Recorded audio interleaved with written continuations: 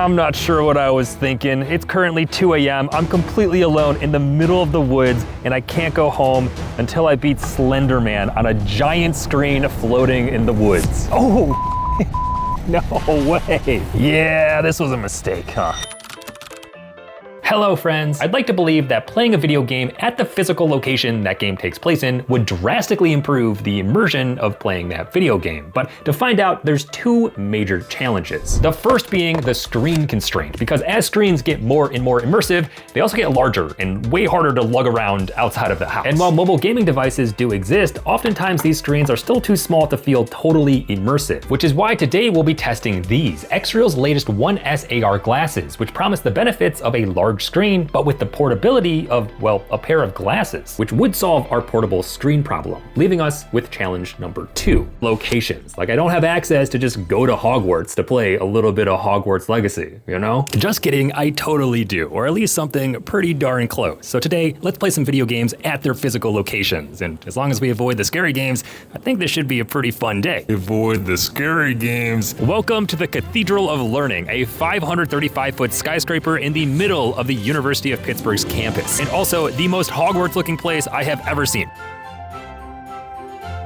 Our setup is honestly really simple. We have Hogwarts Legacy running on our Steamdeck, and if we plug our Xreal 1S glasses directly into the Steamdeck, you can see the display instantly cuts off because now the display is on the glasses. And oh my gosh, does it look awesome.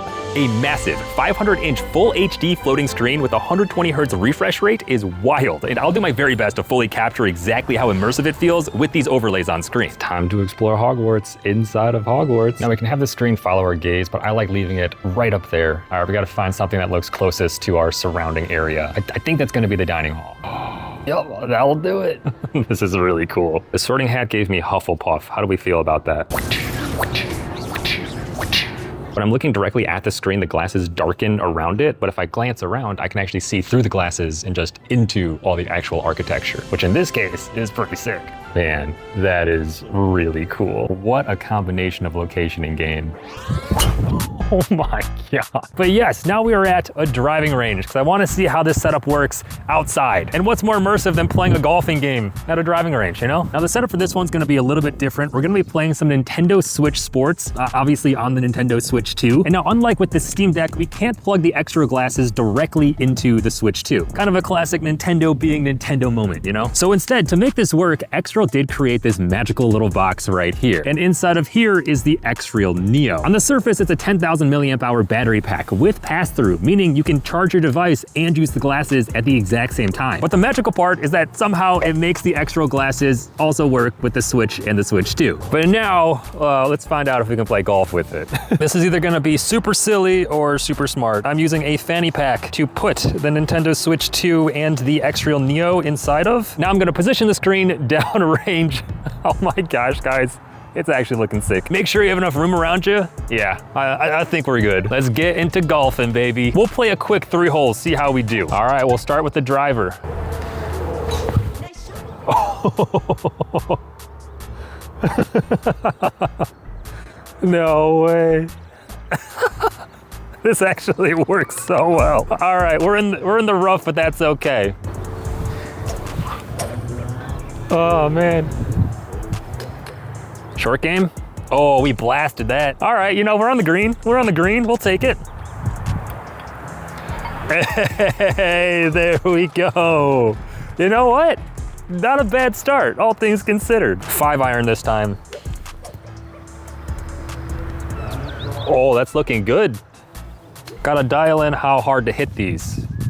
Oh, beautiful on. What a chip. We'll be headed to the tour in no time, fellas. Oh, par, let's go. I am pretty surprised how well the screen anchoring works even outside, but apparently Xreal did design their very own processing chip inside of these glasses in order to, well, handle this kind of spatial anchoring. And credit where credit's due. This is working fantastic. All right. Let's put this in. Honestly, this worked way better than I was anticipating. This is actually a really cool experience. And the fanny pack, like, it kind of just works. Now I'm curious if these other Nintendo Sport games will also work well. Like, what about bowling? Should we try bowling? Oh, they're right. It's definitely tough to argue against how the environment affects how you feel playing the game. For better or worse, having the bowling alley blare actual music over the speakers definitely just makes it feel more immersive. And to make this all a little bit more interesting, interesting, Extral added a feature to these glasses that lets you turn anything into 3D. It does this by analyzing the content being shown on the glasses and then automatically figuring out what's far away and what's up close. It can show a slightly different image to each one of your eyes, meaning anything can be shown in 3D. You don't need any other software. You just press a button on the glasses and it works. All right, guys, it's getting dark, which means I think it's time to test you know what. So let's go ahead to the woods. I'll be honest, I really don't want to do this one. Playing Slenderman in my cozy living room is scary enough, let alone doing it out in the middle of the woods completely alone. Maybe it won't be as scary, you know? Like, all right, let's get this over with. Just gonna pop a squat. Ah, my car broke down, a classic. Oh, I don't wanna go inside. It just got so much darker. Oh my gosh. Part of me wishes that Bose didn't make the speakers in these glasses because I honestly can't tell what's real and what's not. What is this? Oh my gosh. That scared the crap out of me. No, you know, don't mind me just running through the woods while actually sitting in the middle of nowhere. One thing I will say is because the screen is anchored over here, I can look away, which is actually kind of nice. Okay, now we gotta find all the pages. Okay. Oh my gosh. Oh my god. Oh my god. Oh, this was way too immersive. And I know that was kind of like the point of this video, but I think some games are better meant to be played not in the woods alone at night. Let's pack it up. Ah, now this is more like it. Now, unfortunately, my local fishing pond is completely frozen over for the winter. But thankfully, our fanny pack method is unpatched, meaning we can play some fishing adventure right here in the wild. Honestly, I do need to relax after last night, so this is just what the doctor ordered. It still amazes me how well you can see this screen in broad daylight. Like, it's 11 a.m., the sun is shining, but I can still see this screen. Surely it helps that the glasses have 700 nits of brightness, but I think that auto dimming that I talked about earlier is doing a lot of the heavy lifting. And I'd also wager that's why Extral kind of made these into this sunglasses form factor as opposed to like peer glasses, because it's much easier to see a display on a dark background than a light one.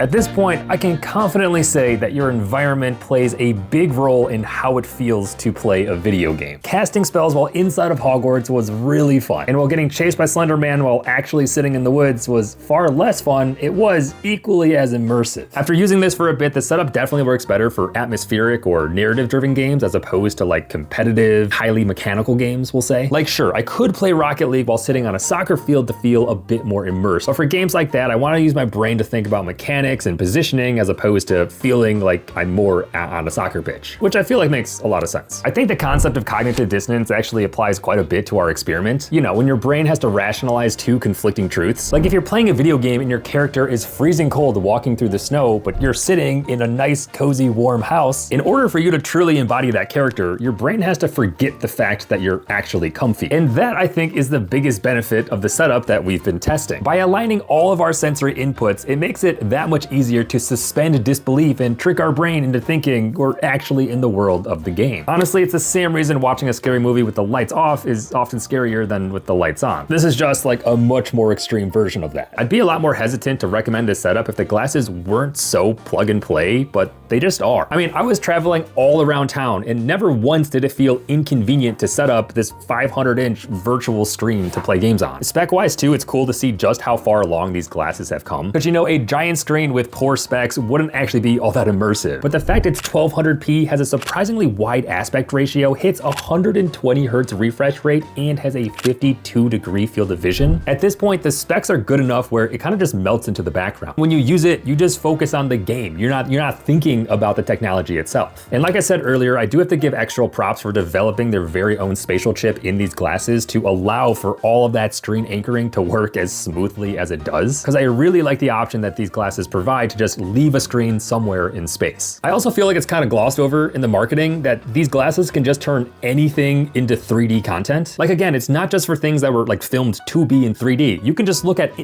webcomic and it would find a way to show it in 3D. I mean, I've even used this while watching Netflix with the glasses plugged into my phone. It works with YouTube videos, static photos, anything that can be shown on the glasses can be given this 3D depth. And it's crazy how accessible this type of technology has become because it legitimately feels futuristic. futuristic. If you happen to use this setup, please let me know which kind of games you play in specific locations, because I do want to do more of this immersion kind of gameplay. So if you find a really fun combination or have suggestions for combinations, please let me know in the comments down below. I do want to give a huge thank you to Xreal for sending out their 1S and their Neo for me to play around with. If you would like to learn more about either of these, I'll leave some information down in the description below. But with that, thank you so much for watching. I've been Mr. Yeaster, your tech tinkerer, and I'll catch you in the next one. Oh yeah.